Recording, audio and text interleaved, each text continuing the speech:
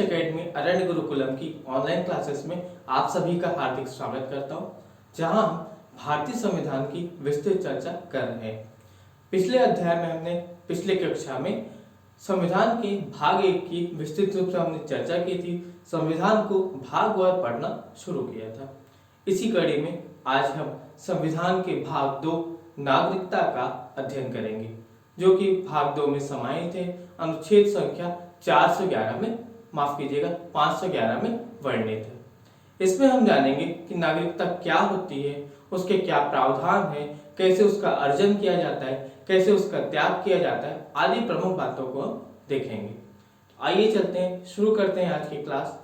भाग 2 नागरिकता, अनुच्छेद 5 से लेकर 11। नागरिक कौन होते हैं, इस संबंध में थोड़ी सी चर्चा करते हैं। तो किसी भी देश में निवास करने वाले व्यक्तियों को 2 कैटेगरी में बांटा जाता है, नागरिक व विदेशी। नागरिक वे होते हैं जिन्हें भारतीय राज्य की पूर्ण सदस्यता प्राप्त होती है, जो भारत के प्रति पूर्ण रूप से निष्ठावान होते हैं, जिन्हें सभी सिविल व राजनीतिक अधिकार प्राप्त होते हैं तथा जिन्हें राज्य का संरक्षण भी मिला होता है। इसके अतिरिक्त उनके राज्य के प्रति कुछ कर्तव्य भी हैं, जैसे कर भुगतान, राष्ट्रीय ध्वज व राष्ट्रगान का सम्मान, देश की रक्षा आदि। और साथ में कुछ और अधिकार भी मिले होते हैं, जो केवल और केवल उन्हीं को प्राप्त होते हैं और किसी भी व्यक्ति को नहीं। यह नागरिक और अन्य लोगों में मतभेद का सबसे प्रमुख प्रावधान है, सबसे प्रमुख लक्षण है कि कौन व्यक्ति नागरिक है और कौन व्यक्ति भारत का नागरिक नहीं है। अब देखते हैं कि नागरिक के अलावा दूसरे कौन होते हैं, जिसे हम विदेशी कहते हैं। विदेशी अर्थात वे व्यक्ति जो किसी अन्य राज्य या देश के नागरिक होते हैं, उन्हें उन देशों के सारे अधिकार प्राप्त होते हैं, परंतु हमारे देश के नहीं। इन्हें 2 वर्गों में विभाजित किया जाता है। पहला, विदेशी मित्र व विदेशी शत्रु। विदेशी मित्र वे होते हैं जिनके साथ हमारे सकारात्मक संबंध होते हैं, तथा विदेशी शत्रु वे होते हैं जिनसे हमारा युद्ध चल रहा होता है, जिन्हें अनुच्छेद 22 के अंतर्गत गिरफ्तारी से भी निरोध का अधिकार नहीं होता। इसके अतिरिक्त कुछ लोग और होते हैं जो अवैध रूप से हमारे देश में निवास करते हैं, जिन्हें अवैध प्रवासी कहा जाता है, जैसे जिनके पास वीजा व पासपोर्ट नहीं होता, या फिर वीजा की लिमिट खत्म होने के बावजूद भी हमारे देश में गैर कानूनी तरीके से रह रहे होते हैं। अब हम देखते हैं कि नागरिक और विदेशी नागरिकों के मध्य क्या अंतर होता है, कैसे हम प्रतिशत दोनों में अंतर स्पष्ट करते हैं कि वह भारतीय नागरिक है कि वह विदेशी नागरिक है। तो हमारे संविधान में सभी को कुछ मूल अधिकार प्राप्त हुए हैं। कुछ अधिकार उनमें ऐसे हैं जो भारतीयों को भी हैं और विदेशियों को भी है, परंतु कुछ महत्वपूर्ण अधिकार ऐसे भी हैं जो केवल और केवल भारत के नागरिकों को प्राप्त हुए हैं। आइए एक नजर उस पर डालते हैं। कुछ 5 प्रकार के मौलिक अधिकार हैं जो केवल और केवल भारतीयों को प्राप्त होते हैं। ध्यान से सुनिएगा, याद रखिएगा।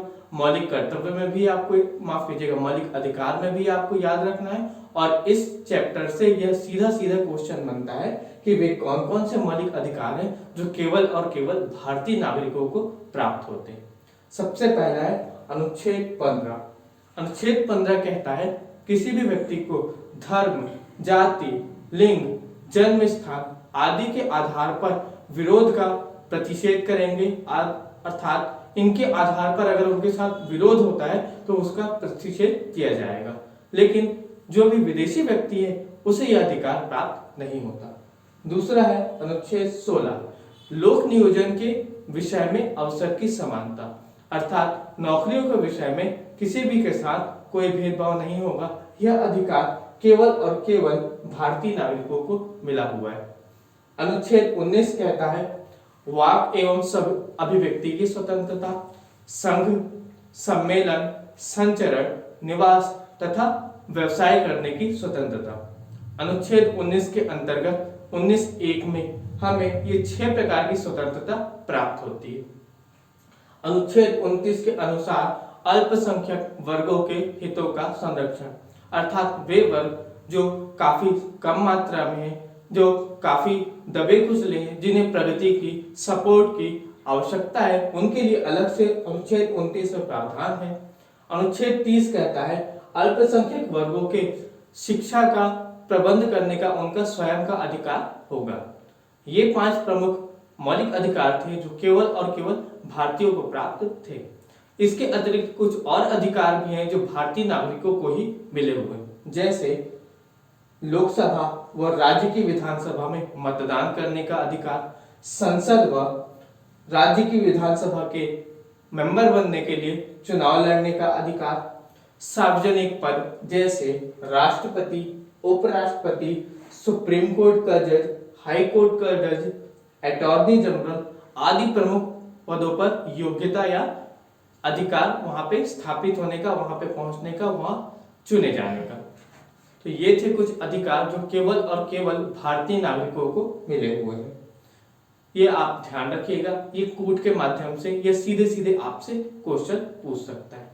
यहाँ यह भी ध्यान देने की बात है कि हमारे देश का जो राष्ट्रपति है वो 2 तरीके से बन सकता है, 2 व्यक्ति बन सकते हैं। जो जन्म से भारत का नागरिक हो, अर्थात जिसका जन्म भारत में ही हुआ हो, तथा दूसरा है प्राकृतिक रूप से, अर्थात जिसने भारत की नागरिकता को अर्जित किया है, वह भी भारत का राष्ट्रपति बन सकता है।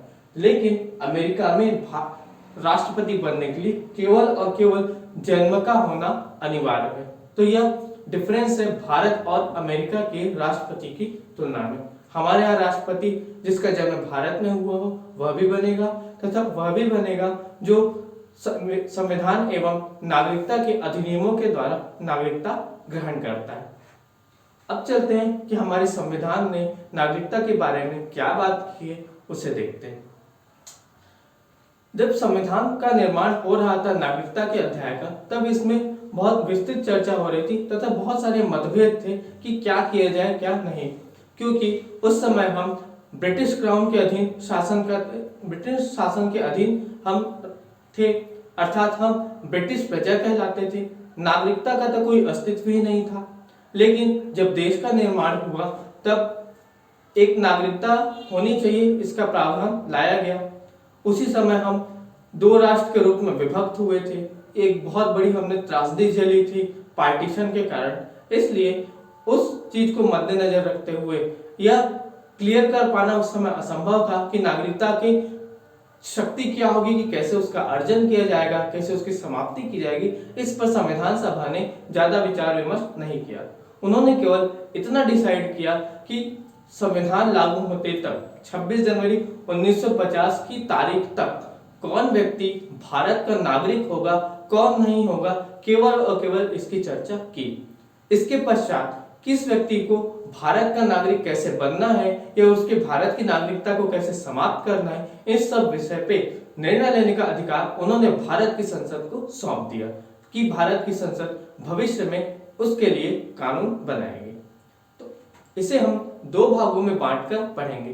पहला, संविधान ने के अंतर्गत व्यक्ति को भारत की नागरिकता मिली, उसके क्या क्या आधार थे, तथा इसके पश्चात संविधान लागू होने के पश्चात आवश्यकता पड़ने पर हमने अपने नागरिकता में क्या क्या संशोधन किए या क्या क्या तरीके अपनाए जिससे नागरिकता प्रदान की जाए या नागरिकता की समाप्ति की जाए।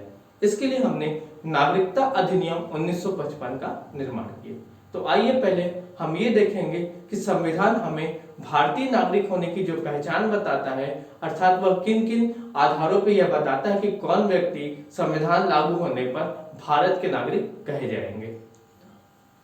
पहला है, इन्हें 4 श्रेणियों में बांटा गया है, अर्थात भारत में जितने भी लोग निवास कर रहे थे उन्हें नागरिकता देने के लिए 4 भागों में विभक्त करने की बात कही गई। सबसे पहली बात, वह व्यक्ति जो भारत का मूल निवासी हो, अर्थात जो भारत में जन्मा हो, उसके विषय में 3 बातें हैं जो भारत का मूल निवासी हो। पहला, वह भारत में जन्मा हो। दूसरा, उसके माता या पिता में से कोई एक भारत में जन्मे हो। तीसरा, वह संविधान लागू होने के पहले 5 वर्ष तक लगातार भारत का नागरिक हो। इन तीनों में से कोई भी शर्त अगर वह पूरी करता है तो वह भारत के मूल निवासी के रूप में माना जाएगा। यह थी पहली श्रेणी। चलिए, हमने पहली श्रेणी की बात कर ली कि कौन व्यक्ति भारत का मूल नागरिक होगा। अब हम देखते हैं कि जो व्यक्ति पाकिस्तान से भारत आए उनके लिए क्या प्रावधान किया गया था। हम यह जानते हैं कि पार्टीशन हुआ था। पार्टीशन में धर्म के आधार पर देश को बांटा गया। जो यहाँ के मुस्लिम थे वे पाकिस्तान जाना चाह रहे थे तथा जो पाकिस्तान में रहने वाले हिंदू थे वे भारत में आना चाह रहे थे। अर्थात इतने बड़े स्तर पर लोगों को नागरिकता देना, उन्हें रहने का अधिकार देना अपने आप में एक बहुत बड़ी चुनौती थी। इस विषय में बहुत भारी हिंसा भी हुई, जिसे हम कभी दूसरी क्लास में डिस्कस करेंगे। तो अब देखते हैं जो व्यक्ति पाकिस्तान से भारत आए उनके लिए संविधान ने नागरिकता देने के लिए क्या प्रावधान किया है। तो उनके लिए दो विषय है। पहला, 2 पॉइंट में हम उनको समझेंगे। पहला पॉइंट ये कि उनके माता पिता, दादा दादी या नाना नानी में से कोई एक या कोई दोनों अविभाजित भारत के नागरिक रहे हों, अर्थात जो 1935 के शासन अधिनियम में भारत था उसके निवासी रहे हों। दूसरी बात यह है कि एक डेट फिक्स हुई 19 जुलाई 1948। इसमें 2 अपवाद हैं। पहली वाली कंडीशन के साथ ये दोनों अपवादों में से कोई एक लागू होना चाहिए। अगर वह 19 जुलाई 1948 के पहले भारत आया है तो वह भारत का नागरिक माना जाएगा, और यदि वह 19 जुलाई 1948 के बाद भारत में आया है तो उसे भारत में 6 माह निवास करना पड़ेगा। उसके बाद वह पंजीकरण के लिए आवेदन कर सकता है।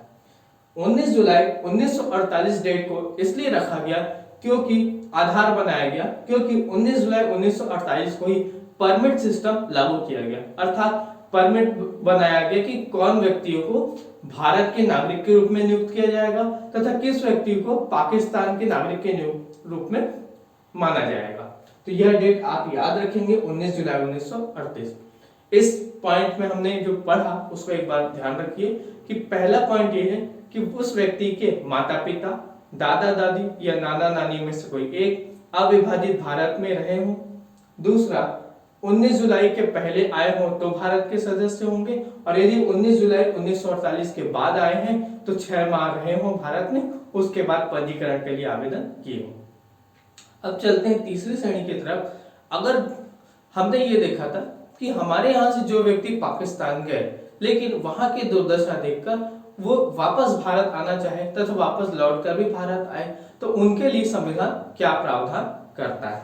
संविधान कहता है कि जो व्यक्ति 1 मार्च 1947 को भारत से पाकिस्तान को चला गया वो भारत का नागरिक नहीं होगा, परंतु इसमें अपवाद भी जोड़ा गया कि अगर वह वापस भारत लौट के आता है तो उसे भारत की नागरिकता दे दी जाएगी, जिसको इस दूसरे वाले पॉइंट के साथ जोड़कर देखा जाता है। अगर वह 19 जुलाई 1948 के पहले आया तो वह भारत का सदस्य है, और अगर वह 19 जुलाई 1948 के बाद आया तो 6 माह रहने के साथ ही उसे पंजीकरण के लिए आवेदन करना पड़ेगा। 1 मार्च 1947 डेट का आधार यह है कि पहली बार माइग्रेशन शुरू हुआ था।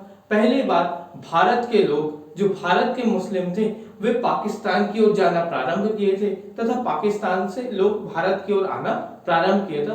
फर्स्ट वेव ऑफ माइग्रेशन इसे बोला जाता है। पहली बार लोगों ने अपने देश को चुना तथा अपना स्थान बदलने का निश्चय किया। अब देखते हैं चौथे ऐसे लोग जो कि भारतीय तो थे लेकिन उस समय संविधान के लागू होने के समय भारत में नहीं थे बल्कि भारत से बाहर थे, चाहे वे नौकरी हो, चाहे व्यवसाय हो, चाहे पढ़ाई हो, चाहे किसी अन्य कारण से। तो उनके लिए यह प्रावधान किया गया कि यदि उनके माता पिता, दादा दादी या नाना नानी में से कोई एक अविभाजित भारत में रह रहे हो या भारत के निवासी हो तो उन्हें भारत की नागरिकता मिल जाएगी। लेकिन उनके लिए बस एक प्रावधान यह था कि उन्हें भारतीय दूतावास में जाकर के कंसुलेट के सामने अपनी नागरिकता पेश करनी पड़ेगी, उसका दावा करना पड़ेगा, जिसे वे 26 जनवरी 1950 के पहले या बाद में भी कर सकते थे। यहाँ आप ये ध्यान रखिएगा, ये जो 4 पॉइंट हमने पढ़ा, ये चारों पॉइंट केवल और केवल संविधान के लागू होने तक ही कार्यरत थे, अर्थात 26 जनवरी 1950 तक। इसके बाद जो भी नागरिकता के लिए प्रावधान थे वे संसद द्वारा बनाए गए कानून के द्वारा ही नियंत्रित किए जाएंगे। अर्थात हमारे देश में जब संविधान लागू हुआ उस समय इन्हें प्रयोग में लाया गया, इन्हें लागू किया गया। उसके बाद की स्थिति के लिए जो भी कार्य होगा वो संसद के द्वारा बनाए गए नियम के आधार पर ही होगा। तो अब देखते हैं कि संसद ने नागरिकता के लिए क्या कानून बनाया, क्या अधिनियम बनाया तथा उनमें क्या प्रावधान किए। उसके पहले हम ये जानते हैं कि नागरिकता का प्रावधान अनुच्छेद 5 से अनुच्छेद 11 के बीच में था, जिसमें हमने 4 अनुच्छेदों की बात कर ली। अर्थात जो मूल निवासी है उसके बारे में चर्चा अनुच्छेद 5 में की गई है। जो व्यक्ति पाकिस्तान से भारत आया है उसकी चर्चा अनुच्छेद 6 में की गई है। जो व्यक्ति भारत से पाकिस्तान को गया तथा पुनः लौट के भारत में आया उसकी चर्चा अनुच्छेद 7 में की है। एवं वह व्यक्ति जो भारत का नागरिक है परंतु उस समय भारत से बाहर था उसकी चर्चा अनुच्छेद 8 में की गई। अतः बचे हुए बाकी अनुच्छेदों के प्रमुख प्रावधानों को भी हम देखते हैं, जिसमें आपका अनुच्छेद 9 कहता है कि विदेशी राज्य की नागरिकता लेने से भारत की नागरिकता समाप्त हो जाएगी। अर्थात ऐसा कोई भी व्यक्ति जिसे भारतीय नागरिकता प्राप्त है अगर उसने किसी भी देश की नागरिकता को ग्रहण कर लिया तो उसकी भारतीय नागरिकता अपने आप समाप्त हो जाएगी। यह प्रावधान अनुच्छेद 9 में किया गया। अनुच्छेद 10 यह कहता है कि नागरिकता के अधिकारों की निरंतरता, अर्थात जो भी व्यक्ति भारत के नागरिक हैं तथा वे जो भी अधिनियम के अधीन भारत के नागरिक हैं, यदि बाद में संसद उसमें कोई भी परिवर्तन करती है तो वह भारत के नागरिक बने रहेंगे। अर्थात उनकी नागरिकता को हटाने का प्रावधान केवल और केवल संसद के द्वारा ही किया जाएगा। अनुच्छेद 11 यह बोलता है संसद द्वारा नागरिकता के अधिकारों को नियंत्रित करने की शक्ति, अर्थात संसद ही एकमात्र ऐसा स्थान है जो कि नागरिकता देने के तथा नागरिकता छीनने के प्रावधानों का निर्माण कर सकती है और कोई भी व्यक्ति को यह दायित्व नहीं है। इसी शक्ति का प्रयोग करते हुए पहली बार नागरिकता अधिनियम 1955 बनाया गया। 1955 में पहली बार नागरिकता के विषय में अधिनियम कानून का निर्माण किया गया। इसमें नागरिकता के अर्जन अर्थात नागरिकता कैसे ग्रहण की जाएगी तथा उसकी समाप्ति दोनों के विषय में प्रावधान किया गया। पहले हम देखते हैं कि नागरिकता के अर्जन में क्या क्या बातें हैं, फिर देखेंगे कि नागरिकता की समाप्ति में किन तत्वों को लिए या कैसे होगी। तो नागरिकता के अर्जन के 5 तरीके हैं जो हमारे नागरिकता अधिनियम 1955 में बताए गए थे। पहला जन्म से, दूसरा वंश के आधार पे, तीसरा पंजीकरण द्वारा, चौथा देशीकरण द्वारा और 5वां क्षेत्र समाविष्टि के आधार पे। जन्म के आधार पे अर्थात ऐसा व्यक्ति जिसका जन्म 26 जनवरी के बाद लेकिन 1 जुलाई 1947 से पहले हुआ तथा जिसके माता पिता में से कोई भी भारत के नागरिक ना हो तब भी वे भारत का नागरिक कहलाने का अधिकारी होगा। तत्पश्चात जिसका जन्म 1 जुलाई 1947 के बाद हुआ हो या फिर 3 दिसंबर 2004 के बाद हुआ हो, उसके माता पिता में से दोनों या कोई एक भारत के नागरिक हो तो भी वह भारत का नागरिक कहलाएगा। आपको यहाँ पहले यह समझना है कि वह भारत का नागरिक कब होगा, उसके साथ ही इन प्रमुख डेट्स को आपको याद रखना है। बोर्ड पर भी समझिए, साथ में एक बार अपनी रेफरेंस बुक लक्ष्मीकांत का अध्ययन अवश्य कीजिए। नागरिकता बहुत ही पेचीदा चैप्टर है, अपने आप में बहुत उलझाने वाला है, सीधे सीधे समझ में आना थोड़ा मुश्किल है। थोड़ा धैर्य रखिए और एक एक पॉइंट को बार बार पढ़िए और समझने का प्रयास कीजिए।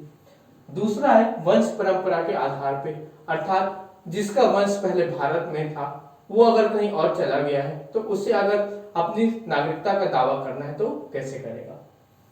जिसके माता पिता, माफ कीजिएगा, जिसका जन्म 26 जनवरी 1950 के बाद परंतु 10 दिसंबर 1992 से पहला हुआ हो तथा जिसके पिता भारत के नागरिक हो, वह व्यक्ति भारत का नागरिक कहलाएगा। क्या था? उसका जन्म 26 जनवरी 1950 के बाद हुआ, लेकिन 10 दिसंबर 1992 से पहले, तो वह भारत का नागरिक होगा। शर्त यह है कि उसका पिता भारत का नागरिक होना चाहिए। अब यहाँ बात यह है कि क्या माता के लिए कोई प्रावधान नहीं है? तो 10 दिसंबर 1992 के बाद अगर उसका जन्म हुआ है, तो अगर उसके माता पिता में से कोई एक भारत के नागरिक हैं या दोनों भारत के नागरिक हैं, तो उसे वंश परंपरा के अनुसार भारत का नागरिक माना जाएगा। तीसरी कंडीशन इसमें यह लगी, 3 दिसंबर 2004 के बाद यदि कोई बच्चा भारत के बाहर जन्म लेता है और उसे भारतीय कॉन्सुलेट में या भारतीय दूतावास में जाकर पंजीकृत कर दिया जाए, तो वह भारत का नागरिक कहलाएगा। यहाँ पर आपको विभिन्न विभिन्न डेट्स देखने को मिल रही है, जिसका कारण यह है 26 जनवरी 1950 के बाद हमने 1955 का अधिनियम बनाया। समय समय पे जरूरतों के हिसाब से हमने अपने इस अधिनियम में बहुत सारे संशोधन किए। आज लगभग 2020 के समय में 9 बार इसमें संशोधन किया जा चुका है। अंतिम संशोधन 2019 में किया गया। इन्हीं संशोधनों को आधार बनाकर इन डेट्स को डिसाइड किया गया। जैसे 1992 में संशोधन किया गया, 2003 में संशोधन किया गया, जिसके आधार पर इन नई कंडीशंस को जोड़ा गया। अब चलते हैं कि पंजीकरण के द्वारा जो व्यक्ति भारत की नागरिकता प्राप्त करना चाहते हैं, वे सीधे सीधे केंद्रीय सरकार को एक आवेदन के माध्यम से अपनी नागरिकता के लिए कह सकते हैं, आवेदन प्रस्तुत कर सकते हैं, इच्छा जाहिर कर सकते हैं। बस ये है कि वे अवैध प्रवासी नहीं होने चाहिए, वे एक सामान्य व्यक्ति होने चाहिए। इसका आधार यह बनाया गया पंजीकरण का कि भारतीय मूल का व्यक्ति आवेदन से ठीक पूर्व 7 वर्ष भारत में रह रहा। भारतीय मूल अर्थात ऐसा व्यक्ति जिसके माता पिता या दादा दादी या नाना नानी में से कोई अविभाजित भारत के सदस्य रहे हों, वो भारतीय मूल का कहलाता है। यदि वह भारत की नागरिकता ग्रहण करना चाहता है, अर्थात उसके दादा दादी पेरेंट्स जो थे वो भारत के नागरिक थे, परंतु वह किसी अन्य देश में जाकर बस गए, तो उसे अगर भारत की नागरिकता प्राप्त करनी है तो उसके लिए पंजीकरण की व्यवस्था की गई। साथ ही कुछ नियम लगाए गए हैं, जैसे कि उसे आवेदन करने से ठीक पूर्व 7 साल तक भारत में रहना पड़ेगा, अर्थात 7 साल रहने के बाद वह पंजीकरण के लिए आवेदन करेगा। इसके साथ ही वे स्त्रियां जिन्होंने जो कि विदेशी हैं, भारतीय नागरिक से उनका विवाह हुआ है, अगर उन्हें भारतीय नागरिकता लेनी है तो उन्हें भी 7 वर्ष वेट करना पड़ेगा। उसके पश्चात वे आवेदन करके पंजीकरण के द्वारा भारतीय नागरिक बन सकती। तो ये तरीका था पंजीकरण के द्वारा नागरिक बनने का। किनके लिए था? तो भारतीय मूल के व्यक्तियों के लिए। अब यहाँ देखते हैं कि देशीकरण में हमने क्या देखना है। तो 2 तरीके थे। पंजीकरण में हमने देखा जो भारतीय मूल के व्यक्ति थे। देशीकरण में भी लगभग वही प्रक्रिया है, थोड़ी से नियमों में बदलाव है। यह उनके लिए है जो पूर्ण रूप से विदेशी नागरिक हैं और भारत की नागरिकता ग्रहण करने की इच्छा रखते हैं। ऐसे व्यक्ति जो कि अन्य देश का नागरिक हो, अपने देश की नागरिकता का त्याग करना चाहता हो जब उसे भारतीय नागरिकता की स्वीकृति मिल जाए, वे हमारे ऐसे देशों का नागरिक होना चाहिए जहां से हमने अनुमति दी हो अपने भारतीय नागरिकता प्रदान करने की, अर्थात शत्रु देशों को छोड़कर। भारत में रहा हो या भारत सरकार की सेवा में रहा, ये कुछ शर्तें हैं जिन्हें उन्हें पूर्ण करना पड़ेगा, तब केंद्र सरकार उन्हें भारत की नागरिकता प्रदान करेगी। पहला वही है कि अपनी नागरिकता का त्याग करना चाह रहा हो भारतीय नागरिकता मिलने पर। दूसरा था कि वह भारत में रहा हो या भारत सरकार की सेवा में रहा हो आवेदन करने से 12 माह पूर्व, अर्थात जिस दिन उसने आवेदन किया उससे ठीक 12 माह पूर्व तक निरंतर कंटिन्यू रूप से उसे भारत में रहना होगा। इसके साथ एक और कंडीशन है कि इस 12 माह के पूर्व उसको भारत में अलग अलग समय में 14 वर्ष तक पूर्व रहना होगा, जिसमें कुल अवधि 11 वर्ष से कम ना हो। सीधे रूप से समझे तो अगर किसी भी व्यक्ति को देशीकरण से भारत की नागरिकता प्राप्त करनी है तो आवेदन करने से ठीक 1 साल पहले तक कंटिन्यू रूप से उसे भारत में रहना होगा। उस 1 साल के और पीछे जाइए तो उसको कुल मिला के 14 वर्ष रहना पड़ेगा, जिसमें से वो उसे पार्ट पार्ट करके रह सकता है, कुछ दिन भारत में, कुछ दिन अन्य जगह में, लेकिन इसकी कुल अवधि अगर काउंट की जाए तो 11 वर्ष से कम नहीं होनी चाहिए। साथ ही वह अच्छे चरित्र का हो, 8वीं अनुसूची की भाषा को जानता हो। यह सब शर्तें थी जो कि देशीकरण के द्वारा दी जाने वाली नागरिकता के लिए अनिवार्य थी। इसके साथ कुछ अपवाद भी जोड़े गए, जैसे कला, साहित्य, विज्ञान, समाज सेवा, मानव उन्नति आदि के आधार पे जो विशिष्ट व्यक्ति हैं उनके लिए केंद्रीय सरकार चाहे तो ये सब शर्तों में छूट दे सकती है, इनमें उसे क्या बोलते हैं राहत प्रदान कर सकती है और भारत की नागरिकता दे सकती है, जिसका अधिकार केंद्रीय सरकार को है। अब देखते हैं क्षेत्र समाविष्टि के आधार पे, अर्थात हमने यदि किसी भी राज्य का अधिग्रहण किया, उसे अपने भारत संघ में शामिल किया, तो उसके जो नागरिक हैं वे स्वतः ही भारत के नागरिक बन जाएंगे। किसी राज्य क्षेत्र को शामिल करने से व्यक्तियों को भारतीय नागरिकता प्राप्त होती है। जैसे हमने देखा था कि 36वें संविधान संशोधन अधिनियम 1975 के माध्यम से हमने सिक्किम को अपने भारत संघ में शामिल किया था, जिसमें पहले वाग्याल या चोल वंश का राजतंत्र चलता था, अर्थात वह विदेशी राज्य था। उसके साथ ही गोवा, दमन दीव, पांडिचेरी आदि क्षेत्रों पर जिनमें फ्रांसीसी व पुर्तगालियों का शासन था, हमने उसे भारत में शामिल किया तथा उनके जो सदस्य थे, उनके जो व्यक्ति थे, उन्हें भारत की नागरिकता प्रदान की इस क्षेत्र समष्टि के आधार पर। तो ये 5 प्रमुख बातें थी जो 1955 के अधिनियम में बताई गई कि कैसे किसी व्यक्ति को नागरिकता प्रदान की जाएगी। आशा है ये आपको समझ में आया होगा। एक बार फिर से पढ़ लीजिएगा अपनी रेफरेंस बुक को, एक बार वीडियो को फिर से प्ले करके देख लीजिएगा, क्योंकि इतना आसान नहीं है जितना यह लगता है।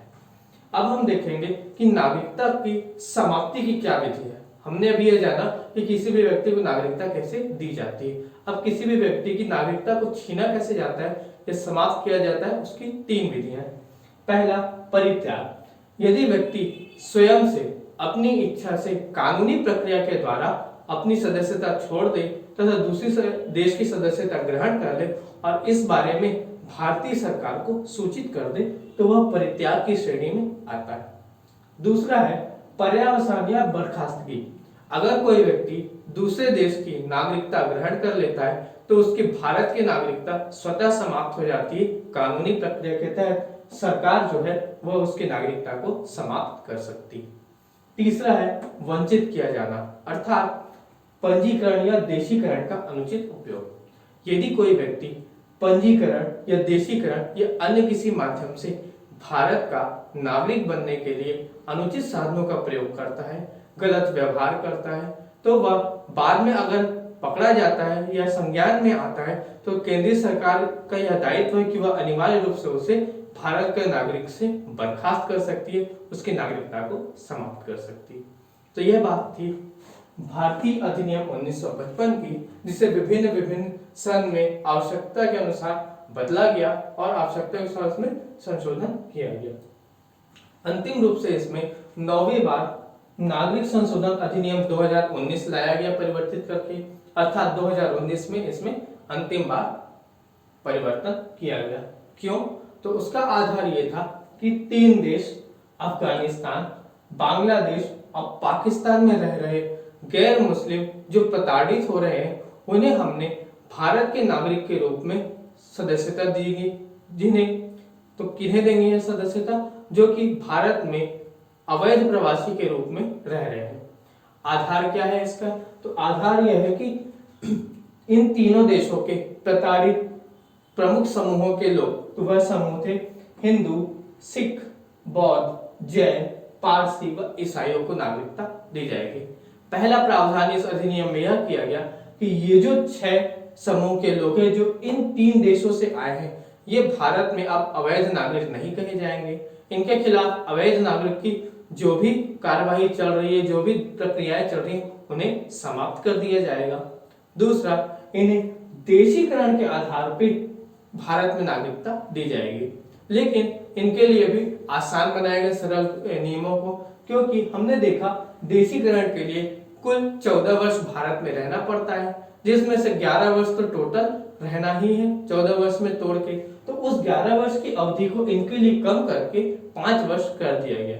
अब इन 5 वर्ष को कब से गिना जाएगा या क्या आधार बनाया जाएगा, तो यह कहा गया कि 31 दिसंबर 2014 के पहले तक, यानी 2019 में यह संशोधन लागू हुआ, उसके 5 वर्ष के पूर्व जो व्यक्ति 31 दिसंबर 2014 के पहले या 31 दिसंबर 2014 तक भारत आ गए हैं, भारत में निवास कर रहे हैं, इन 6 समूहों में से हैं और इन 3 देशों में से आए हैं, उन्हें अब अवैध प्रवासी न बोलकर भारत के नागरिक की संज्ञा दे दी जाएगी। तो ये था नागरिक संशोधन अधिनियम 2019। इसके साथ ही 2003 में हमने नागरिकों के लिए एक अलग से एल.एम. सिंघवी की कमेटी बनाई, जिन्होंने भारतीय नागरिकों को दोहरी नागरिकता प्रदान करने का प्रावधान किया। उन्हें बताया कि कुछ शर्तों के साथ, कुछ विशेष नियमों के साथ दोहरी नागरिकता के कुछ तत्वों को समाहित किया जाए। तो ऐसे व्यक्तियों को 3 कैटेगरी में डिवाइड किया गया। पहला एनआरआई, दूसरा पीआईओ, तीसरा ओसीआई। एनआरआई अर्थात जो कि भारतीय नागरिक हैं लेकिन व्यापार, व्यवसाय आदि के कारण बाहर निवास कर रहे हैं, उन्हें हम एनआरआई भारतीय नागरिक की संज्ञा देते हैं। उनके लिए कुछ विशेष प्रावधान किए। पीआईओ अर्थात मूल भारतीय नागरिक, वर्तमान में विदेशी नागरिक, ऐसे लोग जिनके माता पिता, दादा दादी या नाना नानी भारत के नागरिक थे, परंतु वे व्यापार व वाणिज्य के लिए विदेशों में जा बसे तथा जिनके बच्चे अब विदेशी नागरिकता ग्रहण कर चुके हैं। इन्हीं का एक परिवर्तित रूप ओसीआई है, जिसे विदेशी भारतीय नागरिक कहा जाता है। तो ये थे इनके 3 प्रकार। इन्हीं को प्रोत्साहित करने के लिए भारतीय नागरिकों के लिए विशेष प्रावधान करते हुए प्रवासी भारतीय दिवस मनाए जाने की शुरुआत की गई। 9 जनवरी 1915 को महात्मा गांधी भारत लौटे थे। उनके आने के उपलक्ष्य में भारतीय प्रवासी दिवस मनाया जाता है प्रत्येक वर्ष 9 जनवरी 7 से 9 जनवरी के बीच में। इसे पहली बार 2003 में मनाया गया था केंद्र की सरकार के द्वारा। एक और प्रमुख लक्षण है आपकी नागरिकता का, वह है एकल नागरिकता। हमारा देश वैसे तो संघीय है, शक्तियों को बांट दिया गया, केंद्र व राज्य में एक स्वतंत्र न्यायपालिका की स्थापना की गई है। ये सारे तत्व संघीय व्यवस्था को बतलाते हैं। साथ ही संघीय व्यवस्था में 2 तरह की नागरिकता दी जाती है, एक केंद्र की नागरिकता तथा एक राज्य की नागरिकता। परंतु हमारे देश में केवल और केवल केंद्र के द्वारा एक नागरिकता दी गई है संपूर्ण देश के लिए। संपूर्ण देश में भाईचारे को बनाने के लिए, एकता की भावना से राष्ट्र को सुदृढ़ करने के लिए यह प्रावधान किया गया है। अर्थात कोई भी व्यक्ति किसी भी राज्य में जन्मा हो, कहीं भी वह निवास करे, कहीं भी वह व्यवसाय करे, वह केवल भारत और भारत का ही नागरिक कहलाएगा। उसके आधार पर उसमें कोई भी मतभेद नहीं किया जा सकता। केवल और केवल मतभेद करने का एक अपवाद है जो कि संसद के द्वारा किया जाएगा। वो क्या है देखते हैं। हमने अनुच्छेद 15 में बात की कि धर्म, जाति, लिंग, जन्म स्थान आदि के आधार पर कोई भी भेदभाव नहीं होगा, लेकिन संसद या विधानमंडल को यह अधिकार है कि वह निवास के आधार पर व्यक्ति के साथ मतभेद या विभेद कर सकता है। अर्थात राज्य चाहे तो अपने नागरिकों को विशेष संरक्षण प्रदान करने के लिए निवास की शर्त लगा सकता है।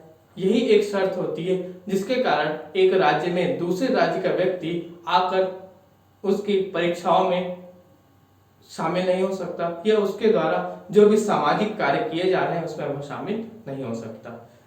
अनुच्छेद 16 में भी यह बात की गई कि लोक नियोजन के विषय में समता का अधिकार होगा, परंतु संसद या राज्य के विधानमंडल उन्हें निवास के स्थान पे विशेष प्रावधान करने का अधिकार देती है। अर्थात सीधे सीधे समझे, एक लाइन में समझे तो हमारे जो छत्तीसगढ़ के निवासी हैं, हमारे यहाँ जो भी नौकरियां निकलेंगी, जो भी पोस्ट निकलेंगी, सरकार चाहे तो उसमें यह शर्त लगा सकती है कि उसमें केवल और केवल छत्तीसगढ़ में निवास करने वाले व्यक्ति ही पार्टिसिपेट करेंगे, उन्हें ही उसमें शामिल होने का मौका दिया जाएगा, अन्य को नहीं। यह प्रावधान संसद ने कुछ राज्यों के लिए किया था, जिन्हें बाद में निरस्त कर दिया गया, परंतु राज्य विधानमंडलों को अभी भी ये पावर है, ये अधिकार है कि वे इनका प्रयोग कर सकते हैं। और अनुच्छेद 15 व 16 के माध्यम से यह होता भी है। सामाजिक व शैक्षणिक के आधार पर भी होता है तथा लोक नियोजन के आधार पर भी निवास की शर्त को लगाकर लोगों को विशेष रूप से प्रावधान या छूट दी जाती है। इसके साथ ही अनुच्छेद 19 में भी कुछ अपवाद हैं। जैसे अनुच्छेद 19 कहता है कि आप देश के किसी भी क्षेत्र में निर्बाध रूप से संचरण कर सकते हैं, कोई भी आपको रोक नहीं सकता। परंतु इसका अपवाद यह है कि आप जनजाति क्षेत्रों में प्रवेश नहीं कर सकते। क्यों? क्योंकि सामान्य व्यक्ति के जाने से जनजातियों की जो विशेष परंपरा है, उनका रहन सहन, उनमें बाधा उत्पन्न होगी, उनमें दिक्कत आएगी, उनकी संस्कृति से छेड़छाड़ होगा। इसलिए जनजाति क्षेत्रों में सामान्य लोगों का प्रवेश निषेध कर दिया गया। तो ये थे नागरिकता के कुछ प्रमुख प्रावधान, कुछ बातें कि संविधान जब लागू हुआ तब कौन व्यक्ति नागरिक होगा, कौन नहीं, इसे हमने 4 श्रेणियों में बांटकर पढ़ा। उसके बाद संविधान के लागू होने के पश्चात नागरिकता की क्या स्थिति होगी, कैसे उसका अर्जन किया जाएगा, कैसे उसकी समाप्ति की जाएगी, इसकी बात हमने नागरिकता अधिनियम 1955 में की। साथ ही समय समय पे आवश्यकता पड़ने पर हमने इसमें कई बदलाव किए। उन बदलाव के आधार पे भी हमने देखा कि क्या क्या नए चीज जोड़े गए। साथ ही यह भी देखा कि उनके हटाने की क्या प्रक्रिया है।